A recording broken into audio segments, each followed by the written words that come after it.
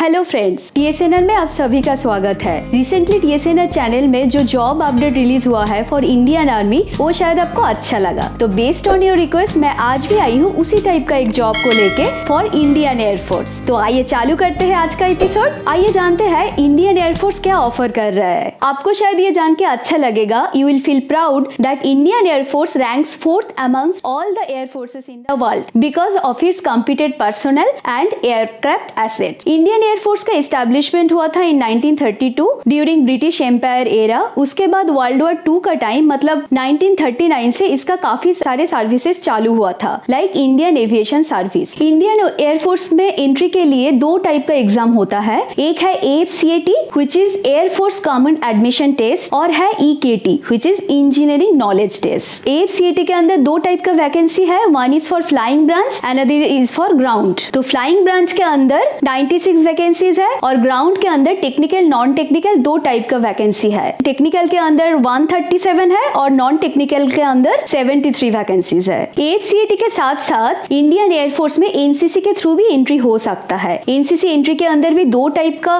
Vacancies है, flying and meteorological department में। Flying के अंदर 10% सीट्स रिजर्व्ड है और मेट्रोलॉजिकल डिपार्टमेंट के अंदर 28 सीट्स है। तो in total there are 334 vacancies. आपका रिक्रूटमेंट अगर PC ऑफिसर्स यानी कि परमानेंट कमीशन ऑफिसर्स के हिसाब से है तो आपका जॉब परमानेंट है। और शॉर्ट सर्विसेज कमीशन के लिए इनिशियल जो जॉब टेन्योर है दैट इज फॉर 10 इयर्स। उसके बाद depending on service requirement, quality and other criteria 4 साल तक ये एक्सटेंशन हो सकता है। तो टोटल 14 इयर्स तक चल सकता है। परमानेंट कमीशन का जो पोस्ट है उसके लिए सिर्फ मेल अप्लाई कर सकता है। शॉर्ट सर्विस कमीशन का जो पोस्ट है उसके लिए मेल फीमेल दोनों ही अप्लाई कर सकते हैं। तो आइए जानते हैं ये सारे पोस्ट के लिए एज लिमिट कितना है। फ्लाइंग ब्रांच के लिए 20 से 24 इयर्स तक आपका एज लिमिट होना है और ग्राउंड के लिए 20 से 26 इयर्स तक है। बट इसमें एक बहुत ही इंपॉर्टेंट बात है, वो है कि आपका उम्र अगर 25 ईयर से कम हो तो आपका मैरिटल स्टेटस अनमैरिड होना चाहिए। फ्लाइंग ब्रांच के लिए जो बेसिक क्राइटेरिया है आपका 10+2 पास तो होना ही है, बट वो साइंस बैकग्राउंड से होना है। Maths and physics these subjects are mandatory with 55% marks. इसके बाद जो नेक्स्ट स्टेप है which is graduation, any graduate can apply with 60% marks. Engineering graduates भी इधर अप्लाई कर सकते हैं। एक बहुत ही स्पेशल क्राइटेरिया इधर सेट किया गया है फॉर इंजीनियरिंग ग्रेजुएट्स कि आपके पास इंडियन इंस्टीट्यूशन ऑफ इंजीनियर्स का मेंबरशिप होना चाहिए। ग्राउंड स्टाफ्स के अंदर 2 टाइप के डिवीजन है,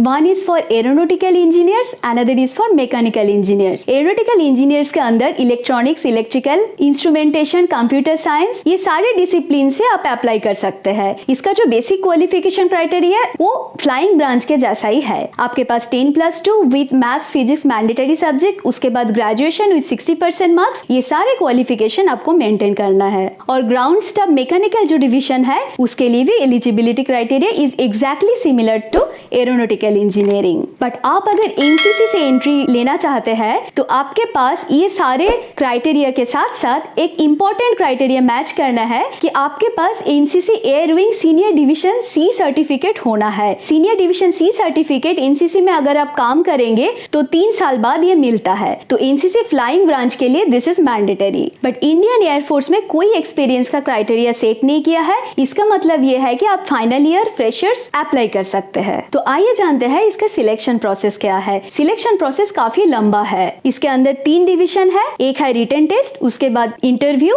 और ये इंडियन सिक्योरिटी का बात है, नेशन का सिक्योरिटी का बात है तो बहुत ही इंपॉर्टेंट जॉब है। तो आपको मेडिकली फिट होना चाहिए, तो इसके लिए मेडिकल फिटनेस का टेस्ट भी इधर होगा। रिटन टेस्ट जो है वो 2 दिन तक चलेगा। इधर कुछ टेंटेटिव डेट मेंशन हुआ है व्हिच इज 28, 29 अगस्त और 29 एंड 30 अगस्त, but dates are not final. First round test मतलब रिटन टेस्ट जब होगा उससे पहले आपका सारे डॉक्यूमेंट्स जो आप ऑनलाइन एप्लीकेशन का टाइम सबमिट करेंगे, एज प्रूफ हो या फोटो ID हो, आपके पास कुछ स्पेशल सर्टिफिकेशन हो जो मैंने ऑलरेडी मेंशन किया है, तो वो सारे सर्टिफिकेट का वेरिफिकेशन होगा। उसके बाद air force common admission test AFCAT test होगा। नेक्स्ट डे आपका इंजीनियरिंग नॉलेज का टेस्ट होगा। AFCAT टेस्ट के अंदर जो सिलेबस है which is very common and general aptitude में जैसा सिलेबस होता है ऐसा ही है। English general aptitude, general English and numerical reasoning. और इंजीनियरिंग नॉलेज टेस्ट के अंदर आपका इंजीनियरिंग नॉलेज का टेस्ट होगा। तो फिर इसके बाद अगर आपका सिलेक्शन हो जाएगा तो आप इंटरव्यू के लिए एलिजिबल है। और ये इंटरव्यू के बाद आपका मेडिकल फिटनेस टेस्ट होगा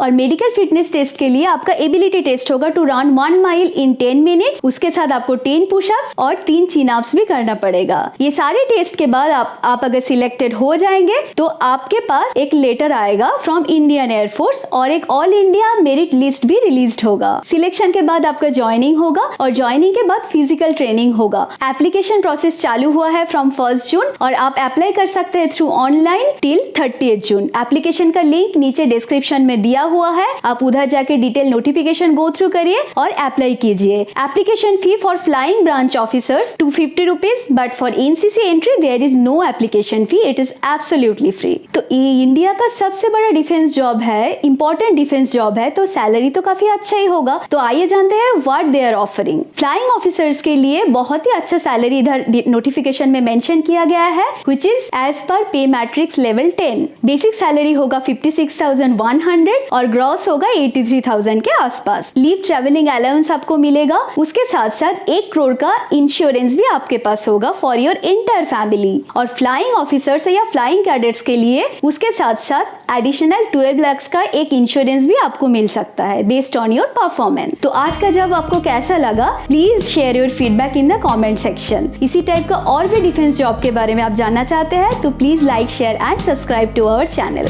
thank you, all the best, bye bye.